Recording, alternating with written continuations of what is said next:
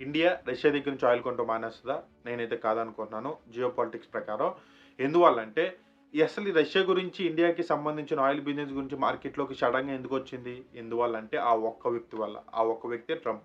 Trump 2వ తారీఖు night ఒక పోస్ట్ అయితే చేశారు. ఆ పోస్ట్‌లో ఏం మెన్షన్ చేశారంటే, మోడీజీ నాకు చాలా బెస్ట్ ఫ్రెండ్. సో, నాకు మోడీజీ మాటిచ్చారు. 500 బిలియన్ వర్త్ అయిన బిజినెస్ మనకు ప్రొవైడ్ చేస్తానని చెప్పి, మనకిస్తానని చెప్పి, అలాగే రష్యా దగ్గర నుంచి ఆయిల్ కొనడం కూడా మానేస్తానని చెప్పి అన్నారు. ఆ మాటకు కట్టుబడ్డారు కాబట్టి, నేను 50% టారిఫ్స్‌ని 18% కింద మార్చానని చెప్పి చెప్పారు. ఆ పోస్ట్‌లో మెన్షన్ చేశారు. ఆ పోస్ట్‌కి రియాక్ట్ అవుతూ మన గవర్నమెంట్ మోడీజీ ఏం రియాక్ట్ అయ్యారంటే, టాక్స్ తగ్గించినందుకు థాంక్ యూ అని ఒక్క మాటే రియాక్ట్ అయ్యారు.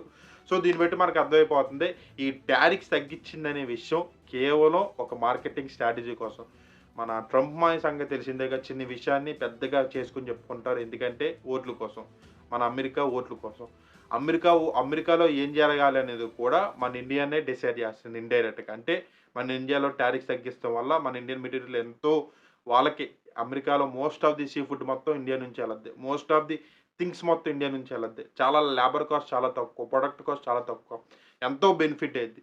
సో, నేను ఆటిలిని బేస్ చేసుకొని ట్రంపు ఒక గేమ్ ప్లే ఒక పోస్ట్‌లో కొన్ని మెన్షన్ చేశారంతే. నాకు తెలిసినంత వరకు రష్యాకి, ఇండియాకి మధ్యలో ఉన్న సంబంధం ఎంతోమందొచ్చినా చెడిపోదు. అదంతా వేరు.